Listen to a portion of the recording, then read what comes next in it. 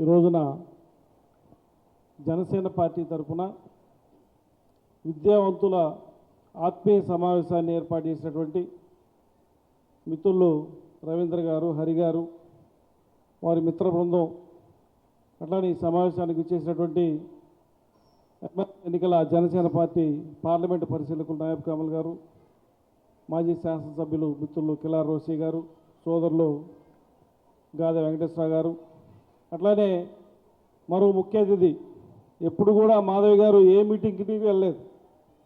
ఆలపాటి రాజా గారు ఆలస్యం అవుద్ది, మహిళలు చాలామంది ఉన్నారు, మీరు రావాలమ్మా అనగానే వెంటనే పాప అన్ని పనులు మానుకొని మన కోసం వచ్చినారు. మాధవి గారికి కూడా ప్రత్యేకంగా ధన్యవాదాలు తెలియజేసుకుంటూ, మనందరి తరఫున స్వాగతం తెలియజేసుకుంటూ, ముందుగా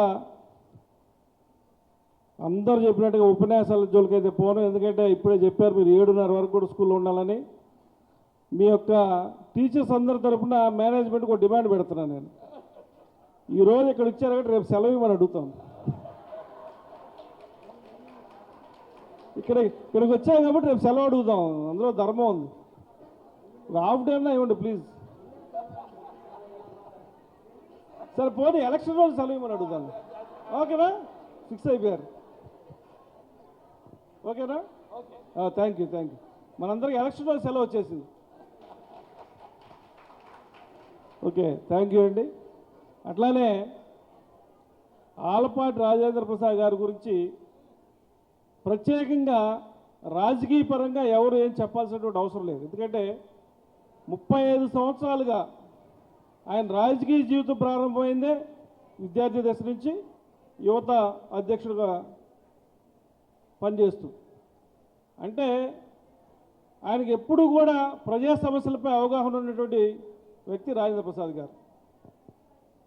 ఆ యొక్క సమస్యల మీద పోరాటం కానివ్వండి, ఎమ్మెల్యే అయినా ఎమ్మెల్యే కాకపోయినా ప్రజా సమస్యలపై ప్రజలు తిరుగుతూ ఉండటం వల్ల ఆయనకి 2 కుటుంబాలు ఏర్పడ్డాయి. మళ్ళీ మాధవ్ గారు తిడతారేమో కానీ, ఒకటేమో మాధవ్ గారు ఇంట్లో ఉంటారు, ఉదయాన్నే 6 గంటల బయలుదేరి తెనాలి నియోజకవర్గానికి వెళ్తారు, అది 2వ కుటుంబం ఆయనకి.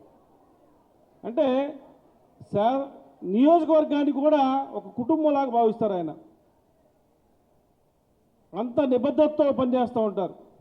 ఎవరైనా తెనాలి నుంచి మాకు ఈ పని కావాలని అడిగితే ఆయన అమెరికాలో ఉన్నా కూడా ఫోన్లో స్పందించి ఏ అధికారికి అయితే ఫోన్ చేయాలో ఫోన్ చేసి మా వాళ్ళకి ఈ పని కావాలని మీరు సహాయం చేసి పెట్టండి అని చెప్పి రిక్వెస్ట్ చేస్తారు.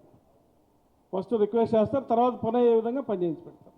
అంటే ఎందుకు చెప్తా ఉన్నా అంటే, నేను ఇప్పటివరకు కూడా ప్రైవేట్ టీచర్స్ అసోసియేషన్స్ గురించి కానివ్వండి, టీచర్స్ పడుతున్నటువంటి బాధల గురించి కానివ్వండి, ప్రభుత్వం వైపు నుంచి మనకు రావాల్సినటువంటి కొన్ని సౌకర్యాల గురించి కానివ్వండి పెద్దలందరూ వివరించున్నారు. తప్పనిసరిగా రాజేంద్ర ప్రసాద్ గారు గెలవడం ఖాయం, 1,00,000 ఓట్ల మెజార్టీతో గెలవడం ఖాయం. మనందరం ఆయన 1,00,000 ఓట్ల మెజార్టీతో గెలిపిస్తాం. గెలిపించిన తర్వాత ఏదైతే ఆయన ఇప్పటివరకు ఒక తెనాలి నియోజకవర్గాన్ని కుటుంబంలో చూసుకుంటున్నాడో, ఇప్పటి నుండి 33 నియోజకవర్గాల్లో ఉన్నటువంటి విద్యావంతుల యొక్క బాగోగులన్నీ చూసుకునే బాధ్యత ఆయన తన కుటుంబంలో చూసుకుంటాడని చెప్పి కూడా చెప్పడానికి ఎటువంటి సందేహించట్లేదు. ఎందుకంటే ఆయన చేసేటువంటి పనిలో చాలా నిబద్ధతగా ఉంటాడు. పైపెచ్చు ప్రైవేట్ టీచర్స్ సపరేట్గా ఈరోజు మనం వారి కోసం వచ్చున్నాం. ఆయన కూడా స్కూల్ నడుపుతూ ఉన్నారు, ఆయన కూడా కొన్ని ఇబ్బందులు తెలుసు. విద్యావంతులు అంటే నిరుద్యోగులు చాలామంది ఉన్నారు.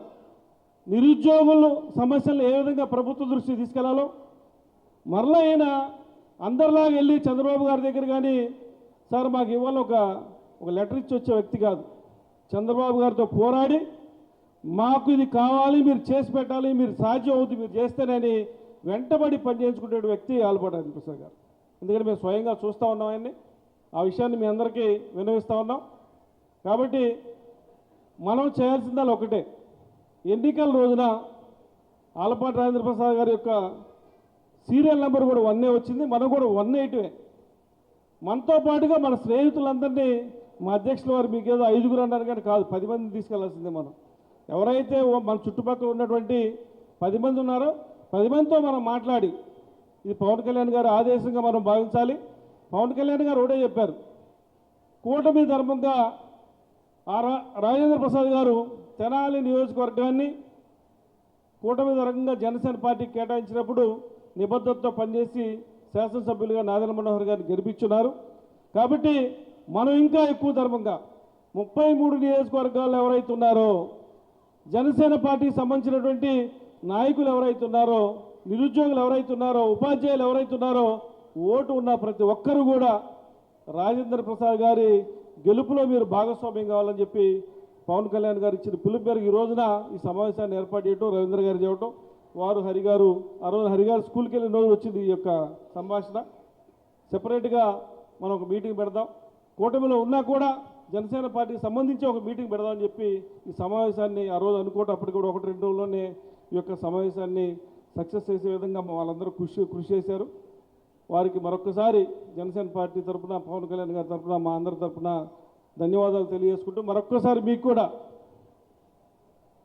ఇంతటి అవకాశాన్ని మాకు ఇచ్చి మీతో ఈ యొక్క సమావేశంలో పాల్పంచుకునే అవకాశాన్ని మాకు ఇచ్చినందుకు మీ అందరికి కూడా, అంటే చాలా కష్టం ఉదయం నుంచి సాయంత్రం వరకు కూడా స్కూల్లో ఉండటం, పిల్లల్ని అంత డిసిప్లిన్గా ఉండటం, మీ యొక్క టెన్షన్స్ని మర్చిపోయి కూడా మా కోసం రావటం, మీ అందరికి కూడా మరొకసారి చేతులెత్తి నమస్కారం తెలియజేసుకుంటూ మరొక్కసారి మేనేజ్మెంట్ వారికి తప్పనిసరిగా ఆ రోజు మనకు సెలవిస్తారు, ప్రైవేట్ స్కూల్స్ అన్నిటికి కూడా మళ్ళీ ఒకసారి ఫిక్స్ చేస్తున్నాం సార్, ఓకే కదా, ప్రామిస్ చేశారు కదా, మళ్ళీ వాళ్ళందరూ మా దగ్గర ఫోన్లు చేస్తారు, మేము మీ దగ్గర ధర్నా చేస్తాం.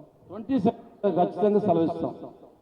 అనౌన్స్ చేశారమ్మా, with the permission of district collector, magistrate. Thank you sir, thank you very much అండి. అట్లానే రాజేంద్ర ప్రసాద్ గారి సతీమణి గారు మాధవి గారు కూడా మా మహిళా టీచర్లు ఉద్దేశించి నేను కూడా 2 మాటలు మాట్లాడతానని చెప్పున్నారు, వారిని కూడా మాట్లాడవలసింది కోరుతాను.